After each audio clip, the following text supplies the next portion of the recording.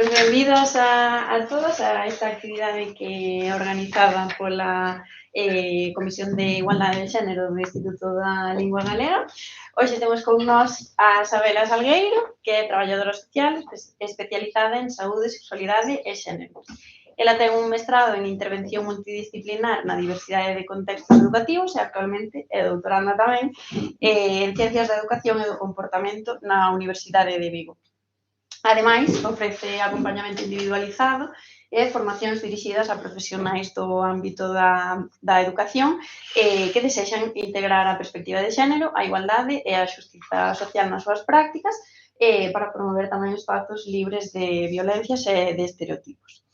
E aproveitamos tamén para facer un pouco de publicidade porque Sabela mantén unha activa presenza en redes sociais onde comparte recursos, reflexións e tamén contidos actualizados sobre educación sexual integral.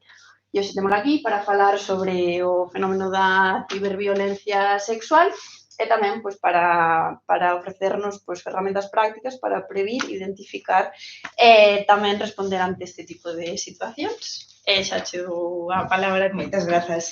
Bueno, para min é un privilexio estar hoxe aquí, sobre todo por todas as veces que me dixeron que a onde iba eu facendo o que fago en galego, pois para min é todo un orgullo. De feito, mire, se me están comezando por eso, porque, bueno, pois para min é moi importante tamén o que eu fago, toda a docencia que eu imparto, exceptuando cando vou de estancias a países nos que se fala español, sempre é en galego, porque un dos valores que eu teño como persoa e que teño a hora de desenvolver a miña práctica é poder divulgar en galego, para min eso é algo moi importante, non?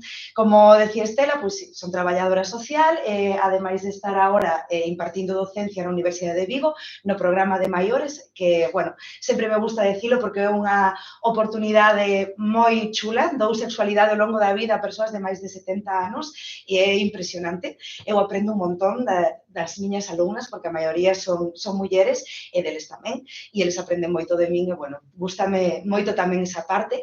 Dedícome a facer obradoiros de xeito presencial e facer este tipo de intervencións, pero tamén a miña presenza en redes, como decía Estela, está moi dirixida ao ámbito ás profesionais do mundo social e da educación.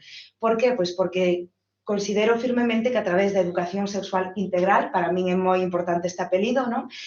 Agora vos explico por qué, pero creo que é unha ferramenta indispensable para poder construir un mundo millor e un mundo moitísimo máis equitativo. A educación sexual integral, decíamos que era importante este apelido, por qué? Porque non se basea simplemente na saúde sexual ou na prevención reproductiva ou na prevención de infeccións de transmisión sexual, senón que engloba a sexualidade en todas as súas áreas, a biolóxica, a psicolóxica e tamén a social. A min especialmente a social interésame moito porque considero que erradicando certos comportamentos ou polo menos comezando a educar en espazos libres de violencias podense identificar e podemos erradicalas, non? Entón, para min, pois tamén é moi importante destacar sempre esta perspectiva integral que ten a educación sexual. Por iso, hoxe estou aquí para falar da prevención das ciberviolencias. Bueno, non vos lo dixen, pero por se alguén non me sigue en redes sociais, podedes seguirme facendo con este QR, ou senón, na última diapositiva tamén volo porei outra vez. Este levo o meu Instagram, pero teño menos TikTok, todas as redes sociais, de momento. Entón, hoxe vamos a falar un pouco das ciberviolencias sexuais, non? Para iso, truxenvos aquí uns datos bastante actualizados, nos que nos dicen que, bueno, máis do 90%, unha cifra de entorno ao 94-95%, de feito, indo vinonte, no INE, no Instituto Nacional de Estadística, contanos que o 99% das persoas entre 16 e 73 anos contan con redes sociais e teñen presencia digital, non? Por que é importante isto? Pois porque agora a esfera digital, o ámbito digital, converteuse nun novo escenario onde perpetuar todas estas violencias cara ás mulleres, especificamente as violencias sexuais que antes se cometían no cara a cara, agora tamén se perpetúan a través das redes sociais. Isto que implica que eu podo estar aquí e exercer violencia sexual a unha persoa que este en Australia, por exemplo, ás 24 horas do día, non? Entón, bueno, é bastante significativo. Tendo en conta tamén que, sobre todo, do que imos falar hoxe, é un fenómeno que se está empezando a ver en adolescentes.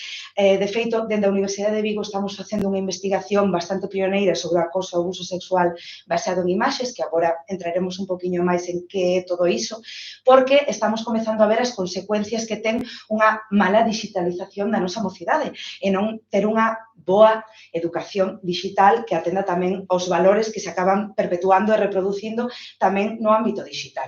Entón, a gran maioría das persoas hoxe en día temos un teléfono que vai con nós e temos un acceso a internet, o que nos fai posibles perpetradores, pero tamén posibles víctimas de sufrir todo este tipo de violencias, non? O uso de internet e das redes sociais está totalmente normalizado. De feito, teóricamente, hasta os 16 anos non poderíamos ter un perfil de redes sociais, pero si que os teñen. Eu hoxe podería preguntar aquí quen ten perfil de redes sociais, non? Pero cando fago os obradoiros en coles, en institutos, digo, non me lo vou a preguntar porque non o quero saber, pero a gran maioría, efectivamente, teñen perfis en redes sociais, aínda que non teñan legalmente a idade para poder ter presenza nesas redes, non? Isto fai que, bueno, pois as persoas se son tamén máis vulnerables a sufrir o tipo de violencias sexuais das que imos a falar hoxe. O espazo virtual, como vos decía, tamén é un novo espazo onde as adolescentes exploran tamén a súa sexualidade. Como fan? Pois a través dunha conducta que se chama conducta do sexting. Agora entraremos un poquinho máis sobre ese tema, non? Pero o sexting é o intercambio de contido supostamente consentido, e agora entraremos neso, entre dúas persoas que manteñen unha relación sexual virtual. A priori, non tería por que ser ningunha práctica negativa. De feito, se as dúas persoas son maiores de idade, teñen o consentimento moi importante, sen coacción, porque non vale que eu che diga que sí por presión, non? Porque iso non é consentimento, iso é violencia. Pois é unha práctica que aparentemente non tería por que ter ningún tipo de connotación negativa, pero, sorpresa, sí que a ten. Nestes espazos reprodúcese, como vos decía, tamén os estereotipos de xénero que vivimos na nosa sociedade. Dentro dun ratiño explicareivos que é a maquinaria patriarcal e como funciona, quizás moitas e moitos xa o sabedes, pero, bueno, afundaremos un poquinho sobre ese tema. Como vos contaba, o sexting, este intercambio consentido e consensuado de imaxes, vídeos, bueno, de contido sexual, non? A través das redes sociais para manter unha relación sexual. A nivel internacional, aquí trouxemos así uns datos para que, bueno, quizás o vedes dun xeito máis tangible, entre, bueno, un 14 e un 58% das persoas practican sexting. O sea, é unha cifra bastante ampla. E a nivel nacional, pois, un 52%, non? É dicir, máis da metade da poboación do mundo e máis da metade da poboación de España practica este tipo de intercambios, non? Que, como vos dixen, pois, aparentemente non ten nada negativo. Que pasa?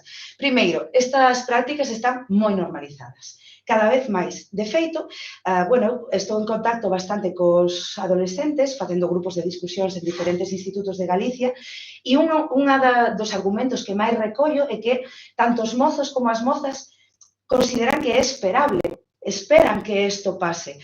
Forma parte do seu xeito de relacionarse xa hoxe en día e o teñen como algo pois moi férreo. De feito, se non o fan, son os raros ou as raras do seu entorno, cada vez máis, non? E eso, pois, tampouco están sendo moi conscientes da pegada digital que eso vai a ter, porque unha vez que subes algo a internet ou que o envías, perdes, obviamente, todo o control que tes sobre ese contido que estás publicando, non? Entón, pois, realmente, os rapaces e as rapazas o consideran algo normal, algo natural, algo esperable e algo que se emprega para ligar, facer as feiras, que ligar non existe en galego, para coquetear ou incluso, bueno, pois que a finalidade de logo manter unha relación sexual desexualizada, non? Unha relación sexual cara a cara. Isto é moi importante do que vos vou a decir, e existe o sexting consexuado e o sexting non consexuado. O non consexuado é unha violencia e afondaremos máis nel. Como vos comentaba, se eu envío voluntariamente de xeito gratuito, isto tamén é moi importante porque as violencias sexuais están moi relacionadas co capitalismo e que a explotación do corpo das mulleres. ao final son un espazo máis onde pois, se evidencian as desigualdades que sufren as mulleres dentro das culturas occidentais, dentro do sistema patriarcal, na que o corpo das mulleres é ese obxecto, se contempla como un obxecto, non como seres, non? Nos, as mulleres na sociedade patriarcal somos obxectos de desexo, de prazer, e o noso corpo pode ser xulgado e avaliado constantemente, agora tamén a través das redes sociais, non? Entón, se eu envío este contido a unha persoa que o quere recibir, porque iso tamén é importante, eu non o podo enviar porque sí. Se eu envío, pois non é un delito, perfecto, é unha práctica, como vos viña dicindo. Ahora ben, se eu creo, produzo, reproduzo e podo chegar incluso a falsificar. Hoxe en día, coa inteligencia artificial, é moi sinxelo, xa non necesitamos outro tipo de ferramentas de edición de vídeos ou de fotos, senón simplemente a través dunha IA podo crear en menos de un minuto un contido sexual falso que logo podo extorsionar a outra persoa, que podo difundilo, bueno, que podo facer certo tipo de cousas con ese contido que realmente pois, non é lexítimo. E iso tampouco está regulado de ninguna maneira, de ningún xeito. Non sei se coñecedes algún caso de famosas que lle pasara isto. Coñecedes vos algún? Sonavos algún? Hubo dous casos moi famosos, o de Taylor Swift, non sei se sabes quen é Taylor Swift, creo que sí, e o de la Rosalía, non a nosa, sino la de Tra-Tra. De que, bueno, pois, a través dunha inteligencia artificial, crearon unha imaxe falsa de ambas as dúas, totalmente espidas, e esa imaxe comezou pois, a rularse, non? Claro, elas sí que teñen os medios económicos para poder frear iso. Sí. Non sei como está a vosa renta per cápita, pero se nos pasara algún ou algunha de nós, así, máis ou menos, eu creo que non poderíamos frear realmente o que supón isto. Ademais, é moi difícil chegar á orixe de quen creou iso, porque comeza a rularse, comeza, bueno, pois a pasear por todo internet e é moi complicado chegar á orixe. Polo tanto, é moi complicado condenar as persoas que fan este tipo de prácticas. Se xa é complicado a nivel presencial, non? De todas as mulleres que sufren violencias sexuais, moi poucas denuncian, aínda menos esa denuncia chega a un xuízo, aínda menos dese xuízo chega unha sentencia, e aínda menos desa sentencia o perpetrador cumple, non? E é castigado pois, a nivel digital ainda menos. Entón, se eu envío, creo este tipo de vídeos ou intercambio sen consentimento, é un sexting non consensuado, non? Porque non teño o consentimento de ambas partes. E se ainda por riba despois eu o reenvío a outras persoas, iso é un delito. E é un delito que está recollido no noso Código Penal. E ollo con isto, aquí entran tamén os stickers. Moitas veces pensamos, un sticker, bueno, que nos fai gracia, non? Ten unha connotación sexual, fainos gracia. Moitas veces non sabemos nin quen é a persoa que está nese sticker. Quizás é unha persoa que vende o seu corpo e por iso, bueno, fixeron unha captura de pantalla a través diso un sticker. E aí está, ou quizás sea a veciña de Pepito de los Palotes e ese sticker acabou chegando aos nosos teléfonos. Non nos preguntamos quen está detrás dese sticker, por exemplo, porque vemos como menos grave un sticker que é pois, un vídeo ou que é unha fotografía, pero realmente é un contido sexual tamén. Entón, bueno, isto me parece tamén moi importante destacar. Entón, a día de hoxe, o sexting foi como un punto de inflexión, non? Esta práctica foi un punto de inflexión para comezar a analizar todas as violencias que había detrás, e que son todas esas violencias digitais. Entón, froito deste sexting non consensuado, que, bueno, como veremos ao final, non se lle debe chamar sexting non consensuado, porque o sexting, a súa definición por sí, en sí mesma, quere decir que é algo consensuado entre ambas persoas, pero deste sexting non consensuado emerxen pois, estas violencias baseadas nas novas tecnoloxías. Como vos dicía antes, que son o acoso sexual baseado en imaxes e o abuso sexual baseado en imaxes. Non sei se vos sonan termos como sextorsión, pornovinganza, bueno, pois por si vos soan, comentarvos que hoxe en día están empezando a caer en desuso ese tipo de termos. Por qué? Porque non recollen todo o impacto que realmente teñen este tipo de violencias. Todas esas Esas violencias sexuais recóllense dentro do que é o abuso sexual, como veremos agora nun ratiño máis adiante. Entón, antes de entrar en que é o acoso e o abuso sexual baseado en imaxes, quero explicarvos que é a maquinaria patriarcal, non?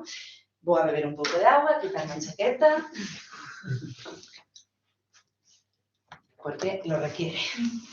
Entón, como os comentaba, nós vivimos nun patriarcado, non? O sea, eso é evidente.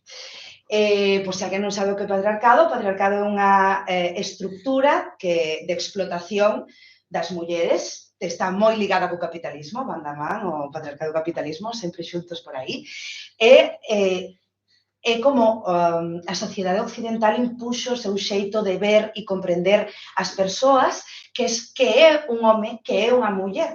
Que é un home e que é unha muller? Que mo sabe decir? Persoas, vale? E que diferencia hai entre os homes e as mulleres? Que quere decir ser un home e que quere decir ser unha muller? Nin idea. Eu que son? Que son eu? Unha muller. Por que sabedes que son unha muller? Encaixas no que socialmente temos na nosa cabeza estruturado. Vale. Aparentemente eu podría decir que ti tamén eres un home. Sí, aparentemente. ¿No? Quero dicir, polos estereotipos de xénero que veremos agora, non? Ser un home ou ser unha muller, realmente, a única diferencia que hai é biolóxica, non? Pero nos demos un significado a todo eso. Entón, ser un home ou ser unha muller depende, o seu significado depende do momento histórico e cultural no que nos atopemos. Inda hoxe, tomando un café co meu irmán, que está por aquí,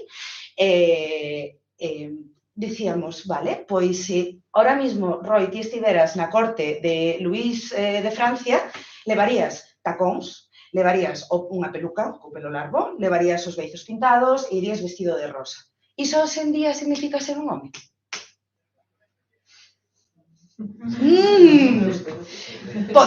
Perfectamente, os homes poderían ir en tacón, vale. Pero, se eu vexo un home vestido así pola rúa, quizás me xira a miralo, non?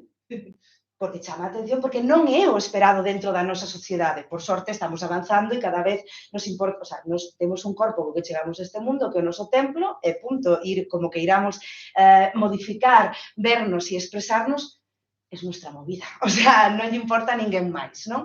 Pero, si que o patriarcado nos dice que os homes deben verse, comportarse e ser dunha maneira en concreto e as mulleres doutra totalmente oposta. Puñamos o exemplo de Luís de Francia, por qué? Porque si eso demostra que o xénero, que é ese vestido que nos poñen as persoas ao nacer, é construído, ten un carácter construído, porque senón, pois, todos os homes serían iguais ao longo de toda a historia e todas as mulleres tamén. Entón, pois, me parece importante tamén recalcar isto. Que fai o patriarcado? Pois a través dos axentes de sociabilización primaria, que son a familia, os medios de comunicación, a escola, e dentro da escola os grupos de iguais, eso é moi importante, sobre todo na adolescencia, porque ti te afastas un pouco, eso a nivel biolóxico, te afastas un pouco dos valores sociais da túa familia e comezas pois, a buscar a túa identidade no grupo que a ti te rodea, non? Entón, estes axentes de socialización primaria que fan? A socialización sexoxenérica, a socialización diferencial. É dicir, cando naces, ven os xenitais que tes, invisibilizando tamén as persoas intersexuais, porque o 15% da población mundial son persoas intersexuais, que ademais poden ter dende variacións cromosómicas ou variacións no seu sistema endocrino ou nos seus xenitais, hai un montón de diferencias, non? E te dicen, vale, pois entonces ti naceche con xenitais femeninos, entonces eres unha muller que se debe ver, comportar e ser dunha maneira e pois se naceche con uns xenitais masculinos debe ser comportarte e doutra. O sea, doutra maneira diferente a das mulleres, non? Entón, pregúntovos, me saberíades decir algún estereotipo dentro do noso nacemento? O sea, nos nacemos, non? E cando nos dicen, vale, é unha nena, que pasa? Póñenos pendentes, habitación de color rosa e te llamas María. Non? Exactamente, o sea, ti non decidiche nada se eu quero ter pendentes ou deixar de telo, ou incluso, inda que nos rompamos as normas, non? Eu vexo xe aquí, sí, unha muller co pelo corto, dúas, pero a gran maioría, 3, máis ou menos, e a gran maioría témolo largo, non? Os rapaces, bueno, neste caso, tendes todos o pelo corto, pero tamén poderíades telo largo, non? Eso, dices ti, vale, non, a día de hoxe eso xa non pasa. Bueno, sí que pasa, porque se non pasara, habería moita máis diversidade, pero realmente, a día de hoxe, os chicos siguen tendo pelo corto, as chicas siguen tendo pelo largo. Seguimos perpetuando, seguimos reproducindo estes estereotipos de xénero, porque forman parte de nós. Entonces, cando se fai o proceso sexoxenérico, aparecen os estereotipos de xénero. E os estereotipos de xénero poden ser de dúas maneiras, descriptivos ou prescriptivos. É dicir, os descriptivos dícenos como deben ser as persoas e os prescriptivos como deben actuar as persoas. Saberíades poñerme un exemplo de como debe actuar un home? Un home pode chorar? Bueno, por poder pode, non? Por poder pode. Pero socialmente, o que se entende dentro do patriarcado como home, os homes choran? Non. De feito, o primeiro que se lle quita aos homes é a capacidade de entrenar a súa inteligencia emocional, porque ti, para poder mirar por riba do ombro a unha muller, non consideras a muller a túa igual, non? Estou falando en xeral, que eu sei que todos os chicos daqui son super feministas, non pasa nada, que todas as chicas tamén. Que a veces parece que só polo feito de ser muller xa somos feministas, non? Sempre digo o mismo, quen educa? As mulleres. Se eu chego a comer e lle poño o biste máis grande que as mellores patatas ao señor que acaba de vir de traballar, aí estou ensinando tamén, inda que eu tamén veña de traballar, non? Ese tipo de prácticas, ese tipo de dinámicas, nos as imos aprendendo continuamente. Estamos enchendo todo o tempo a nosa mochila da personalidade ou de que queremos ser de actos e de comportamentos que nos estamos vendo que nos influen. Eso, bueno, hai un autor que as que fixemos traballo social seguro que coñecemos, que se chama Foucault, que fala dos constructos nucleares e periféricos, non? Nos, cando crecemos, nos van ensinando actitudes, comportamentos e percepcións que se van ancorando en nós. Imaginadevos como se fora un círculo, non? Ou unha pelotiña, da cal van aparecendo pelotiñas ao lado. Esos son os constructos periféricos. Esos podense modificar, pero os nucleares son moi difíciles que cambien. E nos vamos a ter uns ou outros en función do contexto cultural no que nazamos e da época histórica na que nazamos tamén. Entón, bueno, pareceme moi interesante contarvos isto porque descriptivos, aquí para, vos lo explico moi fácil. Conocedes a Cristiano Ronaldo e a Georgina? Pois cumplen exactamente que son os estereotipos descriptivos. Ela, guapiña, deljadiña, porque ainda que sea voluntuosa e deljadiña, e se pode estar calada, mellor. E eles, pues, fuertes, ¿no? Atractivos, pues eso, son los de la ciencia y la razón, las mujeres las de la intuición, como decía Shakira, que, bueno, no sé si los más jóvenes pillan la referencia, porque xa me ten pasado de que nadie se rí cando digo isto. Entonces, bueno, son como máis esas diferencias físicas e en cantos prescriptivos, como deben comportarse, non? Pois as mulleres somos obxetos e os homes son seres. Isto que nos quere dicir? Que na sociedade patriarcal as mulleres somos concebidas como unha escultura, a cal se pode dominar, pero tamén se pode admirar. Por que esa admiración? Porque os homes nos teñen que protexer. Eso que nos dicen os estereotipos de xénero. E os homes, que pasa? Pois son seres. Por qué? Porque viven na súa individualidade e as mulleres ensínanos a vivir para os demais, para o cuidado, non? Para poñernos sempre a disposición de. Entón, isto é moi importante porque isto se perpetúa e se reproduce tamén na esfera online. E unha das súas mostras é o que vamos a falar hoxe, que é o abuso sexual basado en imaxes e o acoso sexual basado en imaxes. Hasta aquí algunha dúbida? Non? Vale, eu sabedes que falo pouco. Entón, se en algún momento queredes interrumpirme, tendes algunha dúbida, algún comentario, facelo adiante. Estou no espazo libre seguro para facelo e eu tamén me encanta debatir, o sea que encantada. Vale, imos co acoso sexual basado en imaxes. O acoso sexual basado en imaxes son eses comportamentos non deseados na esfera online que pasan por recibir presións ou recibir solicitudes que eu non quería recibir, ou non di permiso para recibir esas solicitudes, non? De contido sexual, non? Pois, ou me envías unha foto tuya desnuda ou te dejo. Isto pasa e dices, ai, que exagerada. Non, non. Isto que che dicen os propios rapaces e rapazas e que se espera tamén deles e delas que pidan este tipo de contido, pero tamén que envíen este tipo de contido, non? Entonces, pois, iso é recibir ese tipo de imaxes de contido e carácter sexual non desexadas. Cal é o máximo expoñente deste tipo de acoso basado en imaxes? As dick pics. Quedan moi fino, pois sí, dick pics, pero isto quere decir fotos de penis. Entonces, claro, o termo en inglés queda así un pouco para nós que estamos falando agora en galego, queda así máis tal, pero quere decir, bueno, fotos de penes, vamos a deixar aí. Estas prácticas están moi generalizadas, non? É dicir, eu queiras ou non, te envío unha foto do meu pene, por exemplo. Eso xa é unha violencia sexual, porque pediste permiso para facelo, ti queres recibilo, non. Entón, este tipo de contido está tremendamente normalizado. Como somos todas e todos aquí maiores de edad, vou vos facer unha pregunta. Que levante a man quen recibiu algún tipo de fotos de penes. Vale. Perfecto.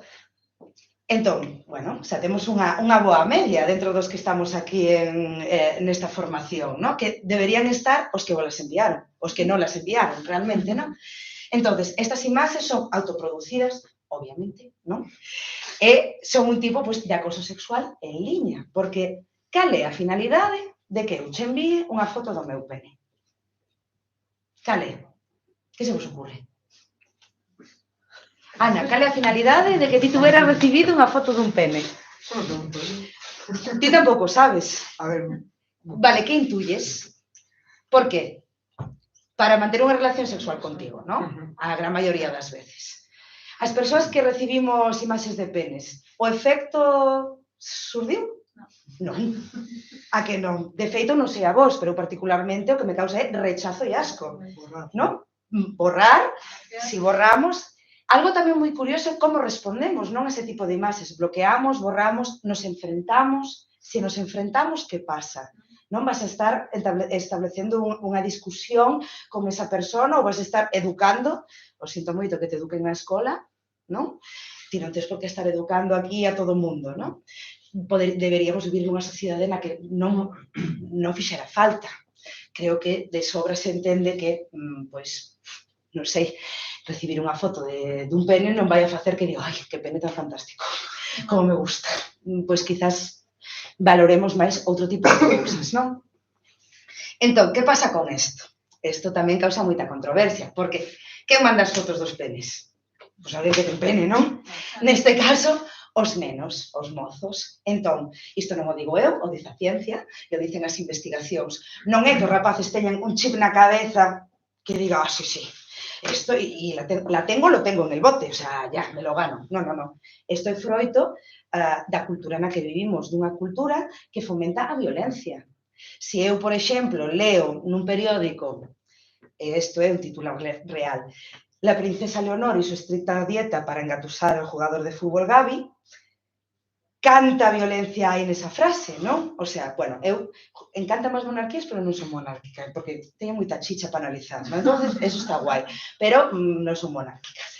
Pero, bueno, como España é un reino, pois entendo que la princesa Leonor estará nunha clase social maior a que estamos nós. Inda así, eso non é suficiente para que ela non sufra violencia. E súa estricta dieta, que hai un estereotipo de xénero, non? De delgadeza, para mantenerse en forma, como se estar gorda non implicara que ti estuveras saudable, porque unha cousa para mí será estar gorda de hamburguesas del Burger King e outra do cocido da miña abuela, non? E a súa estricta dieta para enamorar a Gabi, non? Porque é o que facemos nós, que se enamoren, non? De nosotros e, que nos puedan cuidar y proteger. Bueno, sale mo castelán porque a veces me retranca, utilizo esa lingua. Bueno, entón, os mozos envían este tipo de fotos e quen son as vítimas? As rapazas. E isto, bueno, é que unhas das últimas investigacións de, bueno, Yolanda Rodríguez Castro, de María Lameiras e Rosana Martínez Román, compañeiras do equipo de investigación do que formo parte, contanos que casi, bueno, un 21,1% das mozas entre 14 e 18 anos recibiron este tipo de fotos. Esta é unha mostra moi pequeniña. Xa vimos aquí, levantando a man, que a porcentaxe era bastante elevada.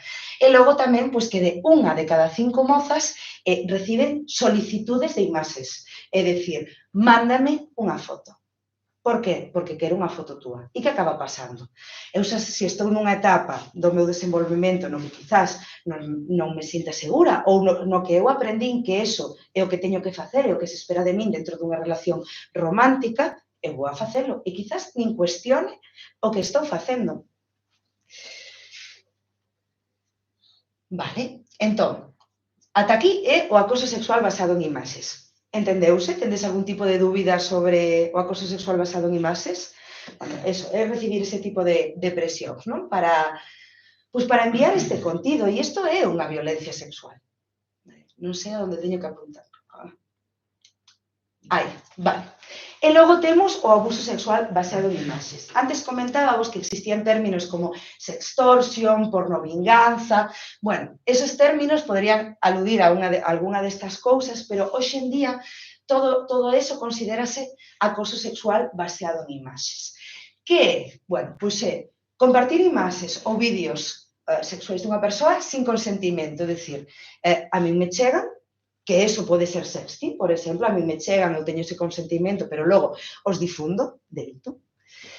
Ou facer fotos ou gravar alguén mentras está realizando unha práctica sexual e logo difundila tamén, non? É dicir, eu non sei que me están gravando, pero me gravan, me quitan unha fotografía, eso se difunde. Eso tamén é unha violencia sexual. Logo, por exemplo, que vos comentaba antes, crear ese contido digital sexual para mandalo ou para chantaxear a persoa, non? Porque pode ser que me digan, bueno, eu acepto unha práctica de sexting a outra persoa e de repente outra persoa me di, mándame máis. E eu digo, non quero mandarche máis, non me apetece. Pois ou me mandas máis ou envío este tipo de contido pois aos meus grupos de clase, por exemplo, ou, bueno, a outro tipo de lugares. Eso é unha chantaxe, non? E se ainda por riba me dicen que en lugar deso, pois mira, vou subir a unha plataforma pornográfica que é un espazo de violencia, claro, eso é a pornovinganza. E logo temos, pois eso, tamén compartir imaxes ou vídeos sexuais sen consentimento, pero coa intención, aquí sei unha intencionalidade de causar humillación e malestar a outra persoa. É dicir, facelo a mal, a propósito, non? Porque quizáis, se eu, por exemplo, fago un sticker de algo, dun contido teu, envío, bueno, pode ser que quizás eu non este sendo realmente consciente de que eso, pois, estou cometendo un delito cando o fago. Pero se xa o fago a propósito adrede, eu aí hai nocturnidade e alevosía en ese acto, non? O sea, se é algo que se está facendo con mala intención para danar a outra persoa. E que nos dicen as investigacións sobre isto? Aí, vale. Bueno, pois, por exemplo, hubo unha investigación que se fixo no ano 2023 no que o 70% das mozas sufriron abuso sexual basado en imaxes. Aquí volvemos a ter a mesma dinámica que o acoso. Os rapaces son maioritariamente os que perpetran este tipo de violencia e as rapazas son fundamentalmente as víctimas, non?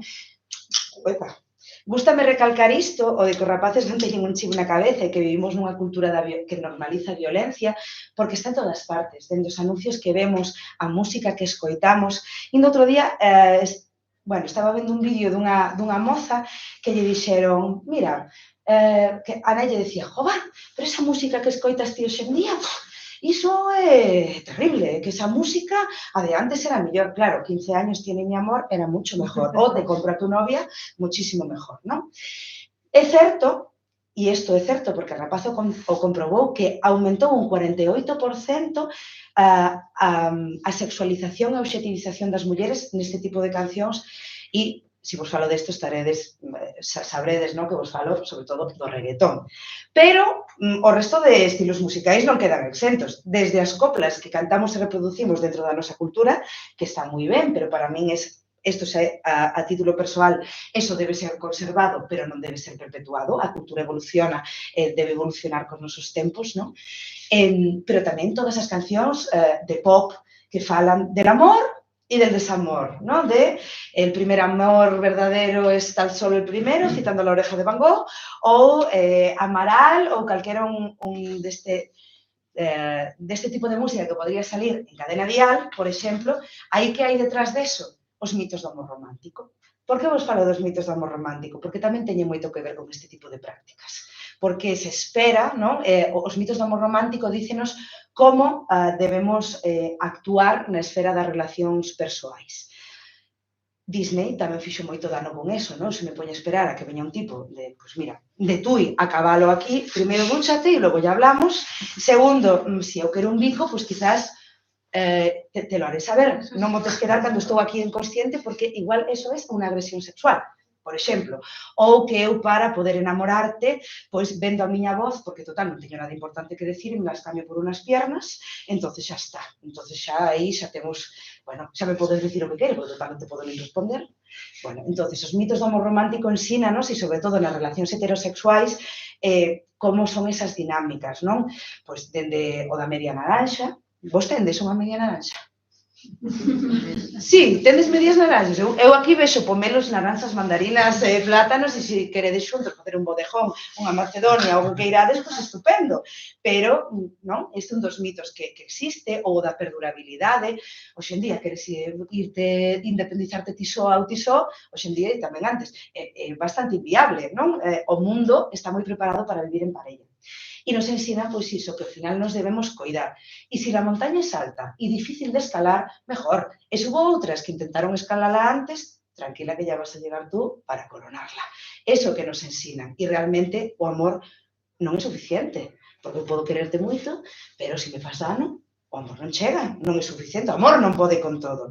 Todos estes mitos teñen tamén moito que ver como son as dinámicas de violencias sexuais e, sobre todo, tamén de ciberviolencias sexuais, porque, como estamos falando, se perpetúan tamén na esfera digital, non? Algo moi curioso, bueno, sí, curioso, e que tamén se reproduce en liña, é as mulleres, a máis alta probabilidade que temos de asesinato é de mans da nosa parella ou dun membro da nosa familia. Home, e, no caso dos homes, é por outro home, pero en espazos públicos. Isto quere decir, non, que duermes con tu enemigo, durmiendo con mi enemigo, non sei se vos suena, era o título dunha película, pero bueno, durmiendo con mi enemigo, non? Realmente, jova, a persoa que ti decides crear un proxecto, non, de vida e de futuro, é a persoa que máis probabilidade ten de que te mate. E, ainda así, seguimos tendo parellas. E está moi ben, pero, bueno, isto se perpetúa ou se ve tamén a nivel online, por exemplo, case 50% das víctimas, non, deste estudo que estamos falando, os seus agresores eran a súa propia parella. Se supón que ti, cando estás con unha parella, pois, construes algo en común, hai respeto, hai confianza, hai comunicación, non hai violencia sexual. Pois parece ser que non, de que isto sí que está acontecendo, non? E, por exemplo, case un 5% dos adolescentes dicían que mostraran a imaxe de alguén. Non, porque isto é moi curioso. Non, eu non envío imaxes. Ninguna, non envías ninguna. Non, como moito lle digo, mira, vaya verzas, non? É dicir, ensinarche esa imaxe tamén é compartir esa imaxe. Vale, non a estou enviando a través dunha rede social, pero a estou compartindo igual. E iso é un delito tamén. Entón, agora, gustaríame que fixéramos unha dinámica un pouco participativa. Para iso, necesito que pense... Todos sabedes o vosso número de teléfono? Sí? Todos? Vale, pensade no último número do vosso número de teléfono, vale? Vale. En que vai consistir a dinámica? Vos vades a pensar no último número do vosso número de teléfono, vale? E aquí van a aparecer, pois, do 0 ao 9. Mirade solo o que se corresponda, vale? A frase que se corresponda co último número do vosso número de teléfono. Ti non ves desde aí? Eu miro por aquí. Apunta para lá. Sí. Está? Mirástelo todo? Só foi falta que... Sí? Vale, moi ben. Ahora quero que levante a man, vale? Vos tedes que poñervos no papel na personaxe que se vos asignou. Entón, quero que levantedes a man que a resposta a isto sea afirmativa. Espérase de min que envíe contido sexual. Vale? Recibo contido sexual non solicitado nas miñas redes sociais. Vale? Teño que poñer límites claros en situacións que me incomodan. Vale? Preocúpame que as miñas eleccións de contido que suba a redes sociales sexan malinterpretadas. Vale? E sinto que non podo falar abertamente sobre quen son en redes sociais. Vale. Algún non levantou a man, así que seguro que era hombre blanco. Entón, como vos sentistes? E ahora, non sei como vamos de tempo. 5:15. Bueno, ainda temos un poquinho de tempo. Entón, este é o momento no que vos animo encarecidamente a que participedes e a que abramos un poquinho de debate que é moi enriquecedor. Entón, como vos sentistes ao pensar nas experiencias dos diferentes tipos de persoas? Por exemplo, alguén que levantara a man en todas as ocasións?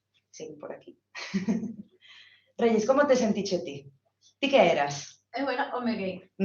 Como te sentiche? Estime moi similar ao que podo sentir pois Sendo muller. Vale.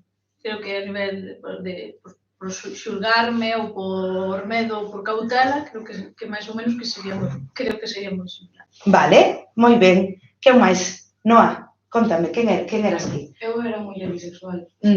Levantache a man en todas. Sí. Vale. Non sei, sentime... Respondí por min, casi. Pues como me sinto todos os días.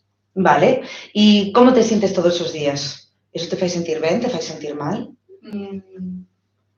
Sono moito sobre todo de mostrar, o sea, de subir o contido das redes sociais e que se pode malinterpretar. Hai moitas fotos que me gustaría subir e que por medo a que saquen captura ou a vexa que a vexa non o fago. E sí que me gustaría. Vale. Que máis te apetece contarme? Sabes que si non busco voluntarios rápidamente. Podes poñer os números outra vez? Sí. Epa.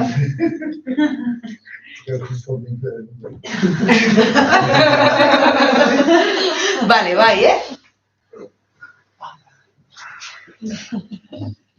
Vale. E a situación, os desa situación. Vamos ahora que as seguintes. Vale. Entón, que frases vos pareceron máis impactantes? Aquí tedes as frases todas. Acordadevos que estades dentro desa personaxe.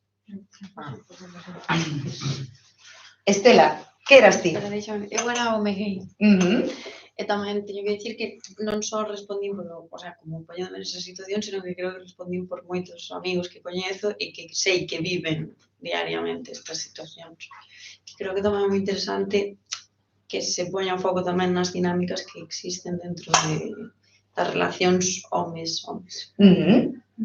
Vale. Por aí, que erades vos? Por aí, non sei se alguén lle apetece. Eu un rapaz. Un rapaz.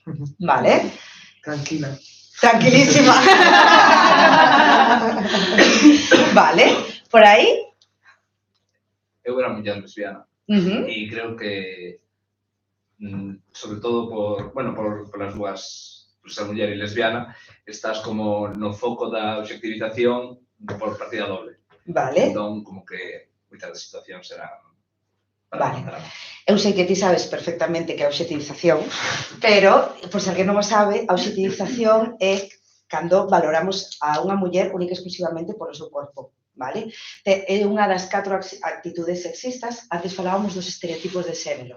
Deses estereotipos de xénero establecese unha xerarquía onde o masculino está arriba e o femenino está abaixo. Desta xerarquía do xénero emerxen, como se agromaran, 4 actitudes sexistas fundamentais. O sexismo é a discriminación ás persoas polo seu sexo. Esas 4 actitudes son a obxectivización, que é eso, que ser valoradas as mulleres polo noso corpo e que a nosa valía este no noso corpo, non nas nosas capacidades, non na nosa personalidade, non me falte Dios que sea a inteligencia. E logo está a autoobxectivización, que é cando as mulleres, nos mesmas, e que o patriarcado ten moi ben pensado. ¿para qué te voy a explotar si ya te autoexplotas tú? ¿No? Entonces dice, nos convence de que nos mesmas somos as que temos que estar vixiando de se eu me sento aquí me sale a barriga, que me sale a barriga, de si teño un grano na cara, de si, non? Nos somos as máis férreas vixiantes do noso corpo. É unha actitude sexista. E logo temos a sexualización e a hipersexualización, non? Cando o que nos conseguimos, por exemplo, eu consigo unha mellora do meu posto de traballo, non é porque eu me merece esa mellora do posto de traballo, sino porque mantuve unha relación sexual con mi jefe, seguro, non? Eso é a sexualización. Entón, bueno, esas 4 actitudes sexistas pois tamén están presentes unha vez máis nas ciberviolencias sexuais. Vale, que máis frases vos pareceron impactantes? O sea, nos dixo Noa antes unha por aí, Roy, por aí. Cales vos pareceron impactantes? Ou todas dixestes, bueno, isto pode pasar. Eu era rapaza adolescente heterosexual e en xeral era como que me sentía un pouco interpelada, pero costábame moito poñerme na situación de sinto que non podo falar abertamente sobre quen son en redes sociais, non? Porque, claro, desde a miña perspectiva, pola miña idade, pola miña experiencia, probablemente a miña relación coas redes ou como eu as concibo é dunha maneira moi distinta, non? A como as concibe a miña filla, por exemplo. Entón, sí que, claro, poder falar abertamente sobre quen é en redes sociais, isto sí que me costaba poñerme nesa situación, non? Claro. Claro, non sei. Pois realmente isto pasa, non? O sea, non sei, aquí, as persoas que estamos aquí, sentides que podedes falar abertamente nas vosas redes sociais? Eu sinto que non. Eu sinto que non. Nin na miña persoal, nin na miña profesional. Tampouco. Non é o sitio onde eu falaría. Claro. Bueno, pero, sabes, nese sentido. Realmente, Como? Tamén hai estrategias de protección. claro, ese tamén é outro factor clave. Se supón que hai estrategias para protexernos, pero tamén, ademais de ensinar este tipo de estrategias para protexernos, é importante ensinar todo isto para que non haxa perpetradores que o fagan, porque adoitamos centrarnos sempre na víctima e non en quen comete o acto, porque todas as persoas que cometen este tipo de actos, incluso, por exemplo, a consumición de prostitución, porque un de cada 4 homes consume prostitución, por regra, por estadística, un de vos consumiría prostitución, non? Sei que non, pero un de vos consumiría prostitución.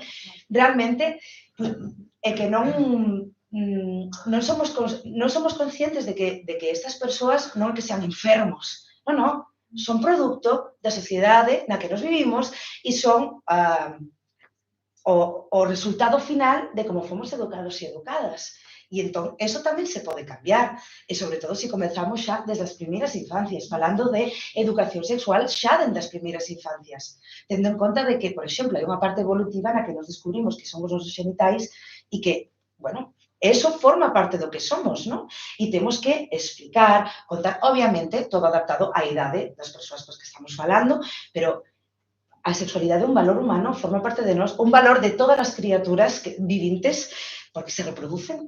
Entonces, é un valor que debemos abordar e traballar, pero en todas as súas áreas, non só na de prazer ou non só de reproducción, senón tamén que nos dota de identidade e que tamén fai que nos comuniquemos con nos mesmas e con outras persoas.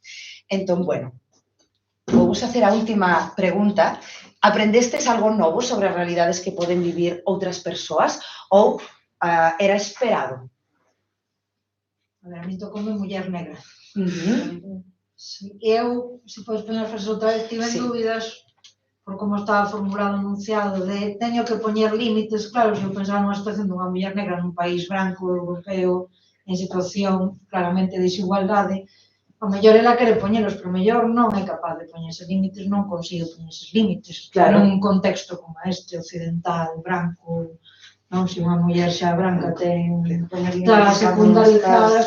Entón, aí eu non levantei a mão, porque dicen que ese teño que non quere poñeros, pero non é capaz de poñeros, non pode poñeros, polo contexto social que está. Foi o que me levou a mí a pensar de, vale, o mellor sí, intentaría poñeros, pero o mellor ela nunha situación totalmente secundarizada.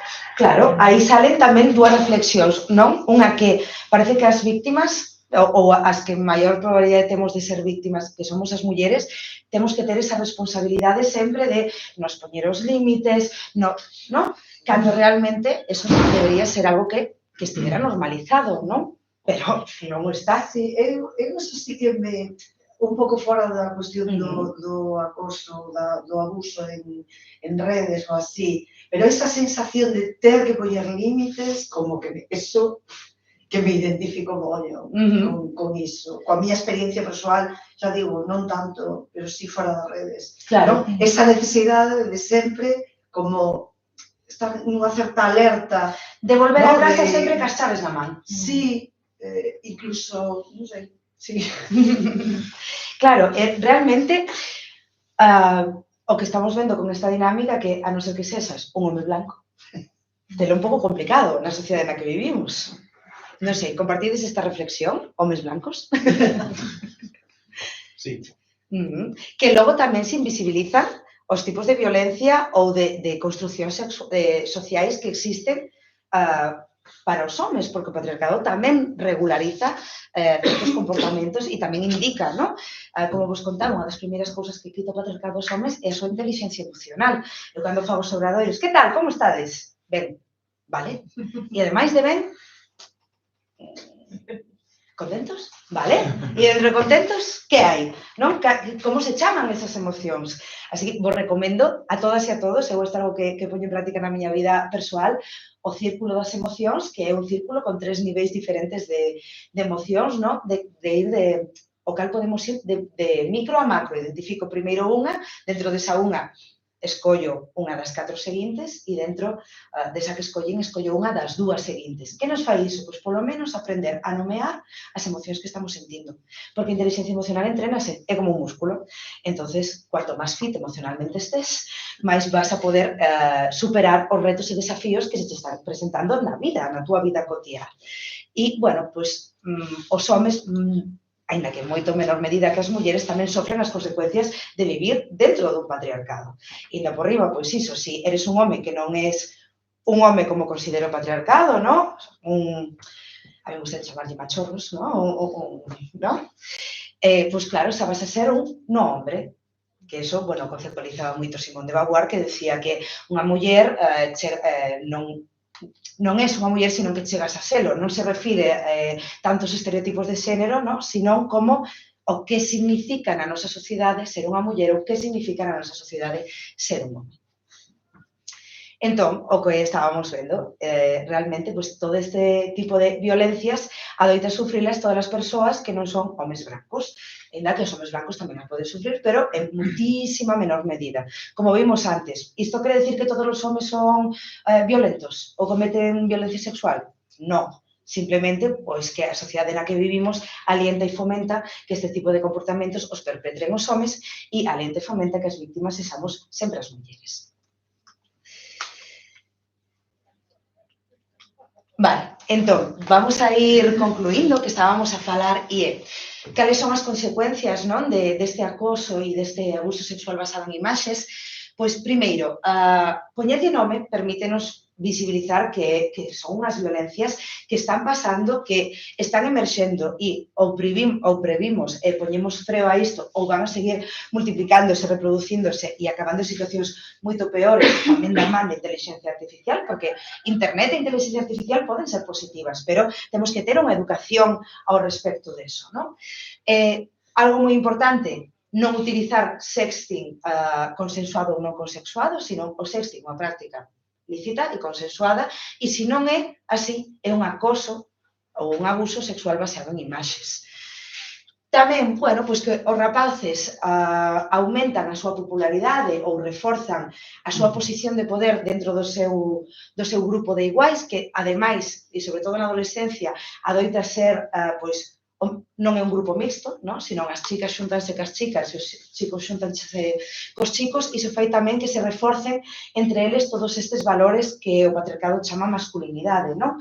Por exemplo, se eu eu estou aquí co meu grupo de amigos, son un chico, emito un piropo, como te chamas? A Maribel, ademais de estar obxectivizando a Maribel, eu estou subindo un escalón en como me está vendo o meu grupo de iguais. E se Maribel vai con un chico, imaginémonos con Pedro, e eu lle boto un piropo a Pedro, ademais destas dúas dinámicas, que está pasando? Que eu me estou enfrentando simbólicamente ao home que vai con ela. E en que situación deixa a muller aí? Nun obxeto, nun premio, polo cal merece a pena hacer unha lucha de justas, como se fóramos aquí los reyes católicos. Bueno, ao final, todas estas dinámicas reforzan a masculinidade tan tóxica dos homes, non? Que o patriarcado lle ensina aos homes, porque hai un montón de maneiras. Logo, os rapaces, cando comparten este tipo de fotos autoproducidas, adoitan consideralo guai. O sea, está guai, mola, es lo que supone que debe hacer, está bien, non hai ningún tipo de... non ven o perigo, nin ven a connotación negativa neste tipo de prácticas. A mí eso me parece particularmente alarmante, porque se ti non sabes que estás cometendo un delito ou non sabes que eso está mal, non te exime de que estés cometendo un delito e que eso esté mal, non? El desconocimiento de la lei non te exime de cumplirla, pois é o mesmo.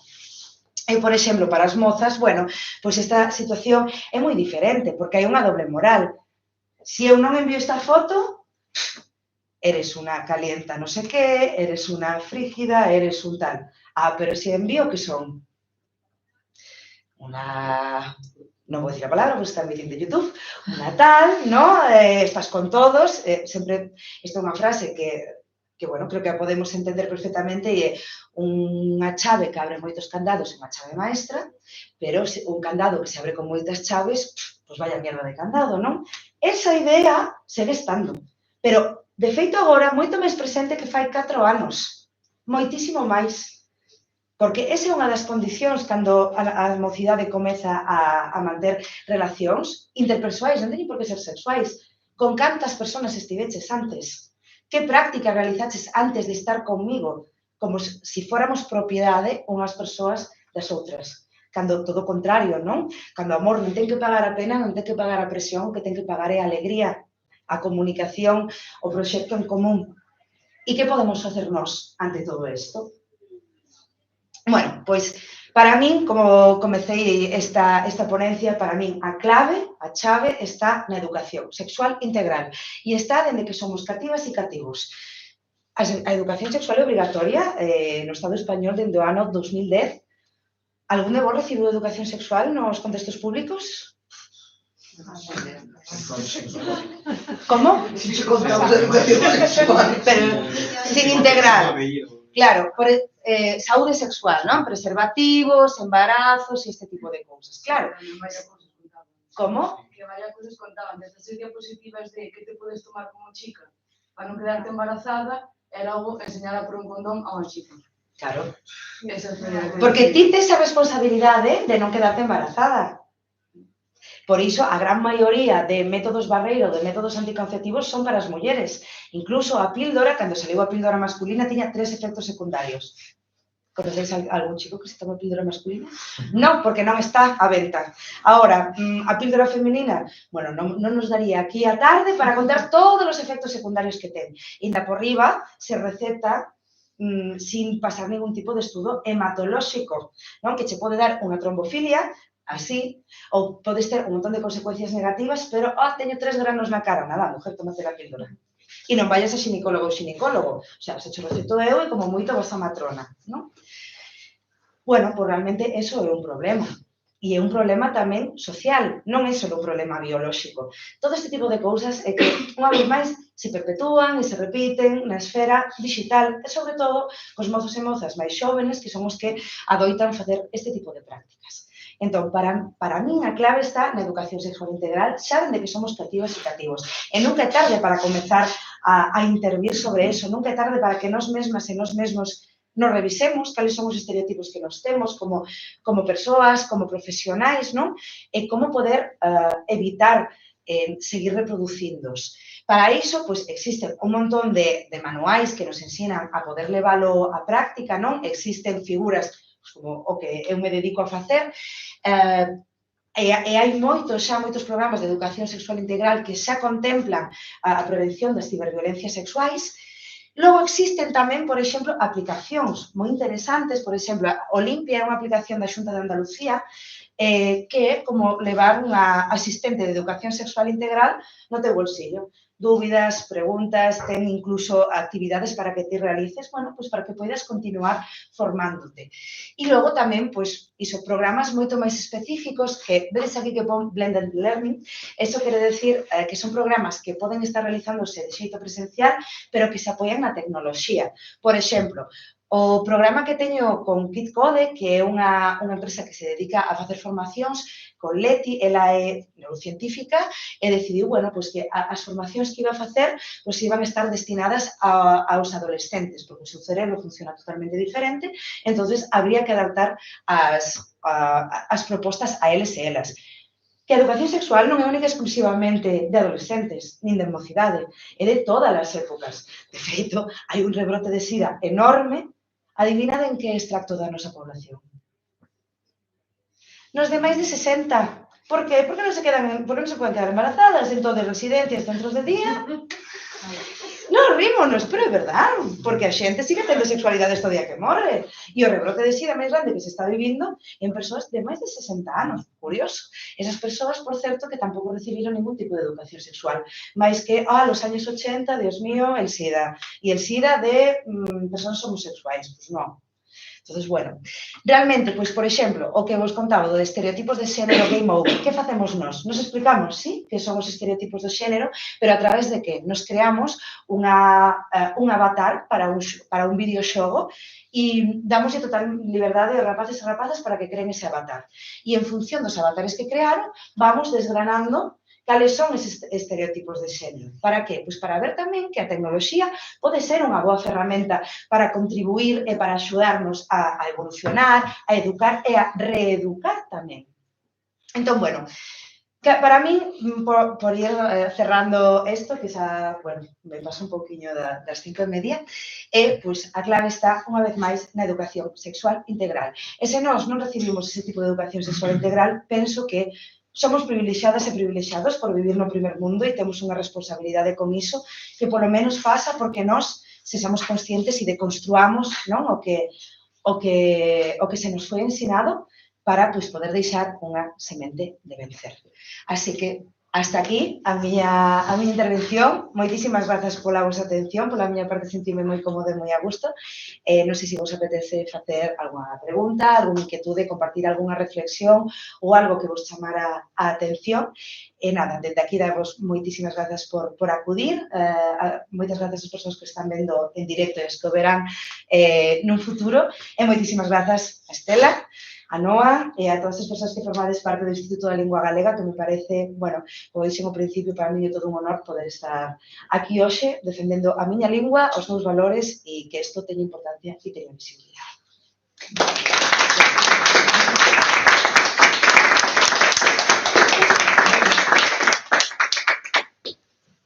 Non hai preguntas? Bueno, quería facer un comentario porque realmente, ao final, as persoas que asistimos a este tipo de actividades somos persoas que xa temos unha reflexión e unha reflexión sobre este tema. Entón, tes consellos para darnos, non sei, de como facer para chegar ao que debería ser o público obxectivo deste tipo de actividades? Mira, para min a clave é innovar un pouco. Que me refiro con isto? Por exemplo, no rural, como podes acceder ás persoas que viven no rural? Pois, por sorte, no noso país, en Galicia, temos as comunidades de montes e temos as asociacións de veciños. Estes dous tipos de asociacións adoitan ter presuposto e orzamento para poder financiar actividades que se realicen aí. Pois pasa por coller a mochila e irte a algún centro, porque obviamente isto é un traballo tamén, non? Está moi ben a divulgación, pero tamén temos que vivir de isto e destas dinámicas. Se nos quixéramos facer ricas ou ricos, quizás non, pero que tamén temos que vivir destas dinámicas.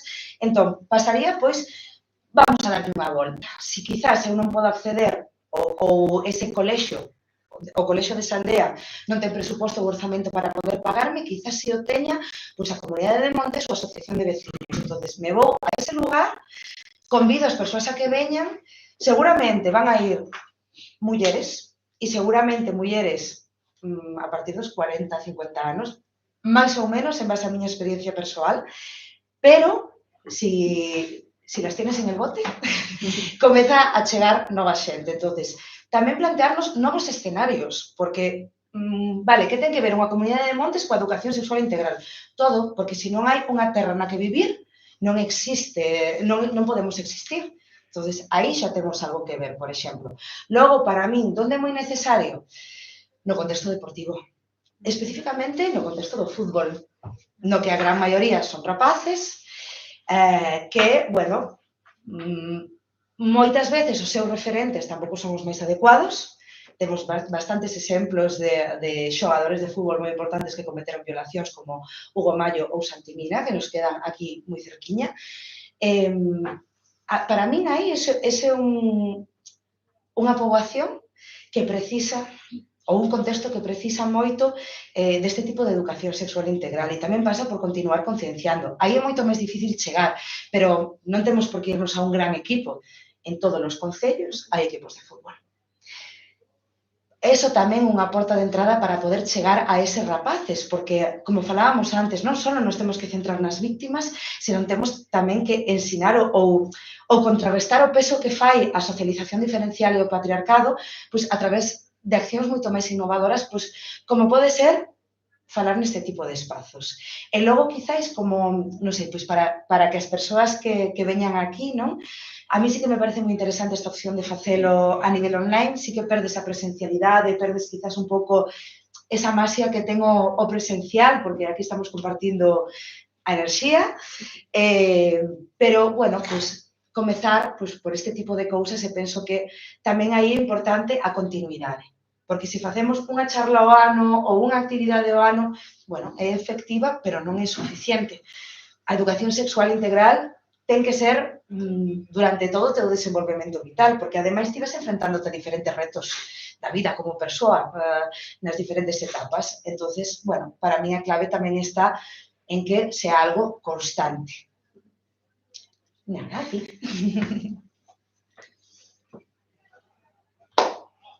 Ninguna pregunta máis? Nas túas experiencias, supoño que tamén, antes comentabas sobre os institutos, percibiches unha reacción negativa, especialmente dos rapaces, supoño que rapaces heterosexuais probablemente, pero bueno, unha reacción negativa a este, non, o cuestionamento do patriarcado e o feminismo, xa entendendo o feminismo así no sentido amplo. E non só no instituto, sino tamén incluso en primaria. Sí, porque cando falas desto, os rapaces adoitan sentirse moi atacados.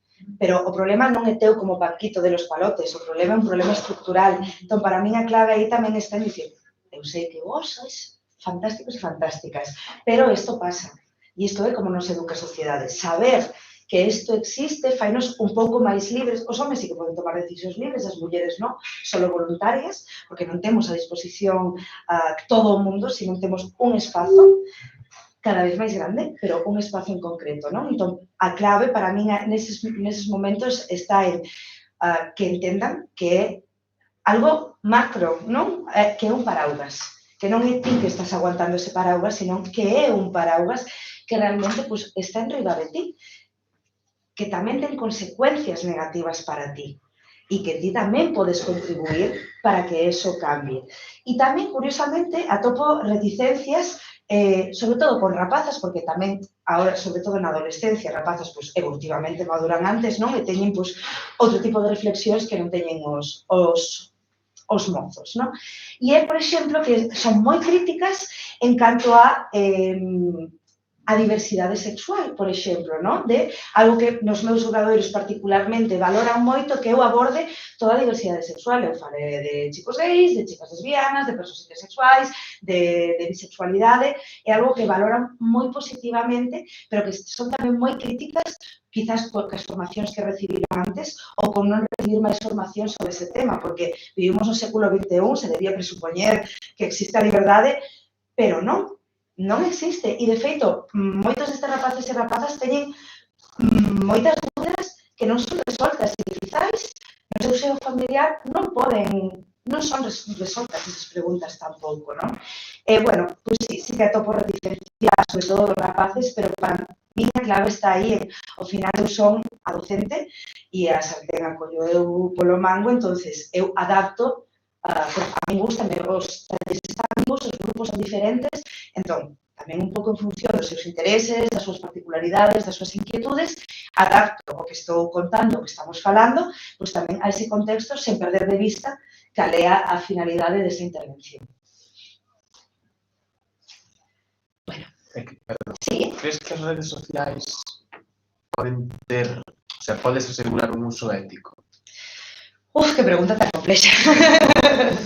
Eu quero creer que sí. Non busco unha resposta, que sei que non hai seguramente, pero unha reflexión para que traballa con iso. Pois eu quero creer que sí, porque máis ou menos os que estamos aquí, máis ou menos fomos das primeiras xeracións que tivemos pois informática nos colexios, que tivemos acceso a un dispositivo electrónico, acceso a redes sociais, fomos un pouco ese experimento, non? Que pasa cando lle das acceso a estas persoas a redes sociais. Realmente agora estamos comenzando a ver todas esas consecuencias. O mundo tecnolóxico e digital vai moi rápido, pero tamén con boas políticas públicas e con unha boa educación digital real, non vale por ir unha vez a semana a informática a crear o meu correo electrónico, sino, pois, que é unha rede social, para que funciona, como podemos facer un bo uso da tecnoloxía, que pasa cando faz un mal uso das mesmas, das redes sociais, non? Realmente, pois, unha educación digital adecuada ás problemáticas que derivou darlle tecnoloxía a unha idade tan temperá a mocidade, que teñan un acceso prácticamente ilimitado, porque obviamente as redes sociais especificamente están moi programadas, moi preparadas para que sean unha fonte de dopamina constante, uns colores moi brillantes, un volumen moi alto, para que ti estés facendo scroll e de repente sean as 2 da mañá e te tes que levantar ás 7, non? O sea, eu creo que iso nos pasou a todas e a todos. Entón, realmente, ti ser consciente dese tipo de cousas, non? Para min aí, creo que a tecnoloxía sí que pode ser unha aliada para todo o que estamos a falar, pero que non pasa por unha persoa, sino pasa por unha concienciación moito máis grande na que tanto os gobernos dos países deben lexislar, como debe haber tamén políticas ou legislación na educación que fomente este tipo de intervencións, non? Como algo constante na nosa educación, non como algo puntual, non como 3 charlas ao ano, sino, bueno, pois, falar de verdade do que está pasando, positivo e negativo, e reconducir os nosos intereses hacia esas cousas positivas. Póñoche un exemplo. Os rapaces e rapazas comezan a ver pornografía aos 7 anos. Fai 5 anos que levamos baixando un ano de idade, non? Cada ano que pasa, pois os mozos e mozas comezan a ver antes a pornografía. Por que? Por exemplo, consideran educación sexual. A pornografía é a erotización da violencia, é violencia sexual, que nos transmite un montón de cousas e que ten consecuencias negativas que se están comenzando a ver agora, como, por exemplo, a perda de atracción por persoas reais. Hai un estudo moi interesante, non me lembro de que universidade, pero era do Reino Unido, que comentaba que a xeración que teñen agora entre 20 e 30 anos manteñen moitísimas menos relacións sexuais que fai 10, 15 e 20 anos, mozos e mozas desa mesma franxa de idade, non? Por que? Polo consumo de pornografía. Entonces, eso tamén se debe legislar, porque eso forma parte tanto da tecnoloxía como da educación sexual, por exemplo, non? E non se fai, pero sí que os rapaces e rapazas, todos e todas saben o que é a pornografía e tiveron acceso. E moitas veces tiveron o seu primer acceso a pornografía de xeito involuntario, a través de ver, ver Peppa Pig online gratis capítulo 1. Non? Ou de, mira, me chegou isto, ou a través dun sticker, ou incluso a través de anuncios de YouTube que, por exemplo, acaba de salir esta semana que, bueno, puderon non quitar de internet, pero era un videoxogo sobre violacións. E eran personaxes 3D, non? E iso que estamos ensinando. E ti, por exemplo, vas a pornografía, ves os titulares deses vídeos pornográficos, e é unha actividade que fago moito, e é poñer titulares de violencia sexual que pasou na realidade, con títulos de vídeos pornográficos e pregunto cales son de verdade e cales non. Sempre quedou como exagerada. E logo, cando ven cales son os reais e cando ven cales son os da pornografía, quedan abraiados e abraiadas, pero que xa solo cos titulares xa te están incentivando a que exerzas violencia sexual, por exemplo. Bueno, si te respondí exactamente a tua pregunta. Moitas grazas. Nada, a ti. Eu penso que é bastante difícil bueno, para mí é moi fácil, pero ahora hai un auxe tremendo nas redes sociales de discursos... La manosfera. Sí, de como debe comportarse unha muller ou unha mujer. Una mujer de alto valor. Sí, ese tipo. Pois ahora está tamén metido TikTok España de los hombres pouco caballerosos e el feminismo falso, claro. Non sei quanto. E claro, para min é moi fácil condenar eso e vexirme claramente, pero tamén porque, bueno, non levo moito recorrido na vida, pero algo xa levo. Pero tamén depende de quen este neso. Quero dicir, para xente como nós, eso condénase, pero quen vai estar legislando eso non vai a ver como algo malo, seguramente. Eso vai estar aí. Eu creo que é igual de violencia subir un vídeo falando da muller de alto valor que cualquier outra cousa, sobre todo polo legado que deixa. Exactamente, porque eso, ademais, a día de hoxe ten moitísimo impacto. Por que? Porque vivimos na era posfeminista, non? Parece que as mulleres achegamos a esa igualdade real e efectiva respecto dos homes. E non é certo, non? E nos venden esta falsa idea de tú eres libre con tu cuerpo, haces lo que quieres. Non, amiga, ti non eres libre co teu corpo, a ti te dan este campo. E ti decides que vas a facer, pero incluso te podes acabar explotando a ti mesma, por exemplo, a través de OnlyFans, non? Que é a prostitución do século XXI, realmente. E o que falabas da galantería me parece moi interesante, porque nos vivimos nun contexto, isto ven xa dende a Idade Media, da galantería dos homens respecto da beleza das mulleres. É dicir, eles reafirman o seu poder a través dun sexismo benevolente. O sexismo moderno incluye dúas variantes, o estilo benevolente, o estilo muller a fregar. O benevolente é muller como escultura, non? Eu te debo protexer, eu te jabo, eu te alabo, non por inteligente, sino por guapa e delgada, non? Entón, esa galantería, a que se dirixe sempre? O corpo das mulleres, a objetivización, eses canons de beleza, como deben ser os nosos corpos. Eso tamén se transmite a través das redes sociais. E tamén esa falsa idea, no, de os homes son provedores porque eran cazadores e as mulleres non, porque se quedaban cuidando da casa e do gando. Bueno, eso tamén é unha mirada moi antropocéntrica de como foi a historia e que se está vendo a día de hoxe que eso non era así. Non é la lei de la naturaleza, non? Pero sí que eses discursos están tomando moito valor, sobre todo por esta idea do posfeminismo, que está moi ligado co capitalismo, porque, como falábamos antes, a mí me sale máis a conto que ti te explotes a ti mismo que estar explotando todo o tempo, que xa me faz o traballo sucio, non? E a manosfera é toda esta parte digital que está aí detrás, que son, pois, bueno, non vos vou dar a miña opinión personal, non vos dar a profesional, pero son todos estes rapaces, porque son homes que se xuntan en espazos como pode ser Foro Coches, que é o principal, sabes, os risas por aí, nos que realmente que están facendo aí? Bueno, pois, lamerse as súas propias feridas de victimismo, onde ningunha muller me fai caso, son todas unhas... Exactamente, non? E é como... Pois mira, para que nos teñamos dereito, vos tamén tendes que ceder os privilexios que tendes. E é moi difícil, é moi complicado, porque poño un exemplo máis banal, pero eu chego a miña casa e teño comida feita, pois que fantasía, non? Como vou a loitar eu para que iso non pase? Para chegar a casa e poñerme a facer eu a comida tamén os martes e os xoves. Claro, é máis complicado. E iso, pois, nas redes sociais, vivimos ahora mismo nesta era moi influenciada por lo que está pasando nos Estados Unidos, moi influenciada por eso, moi influenciada polo capitalismo, porque, como falamos antes, capitalismo e machismo e patriarcado van da man, e pois, o discurso está cambiando. E é moito máis complicado romper este discurso, non? Porque se ti miras a violencia clara e evidente, o sea, a non ser que poñas a outra parte da cara, pois é evidente esa violencia.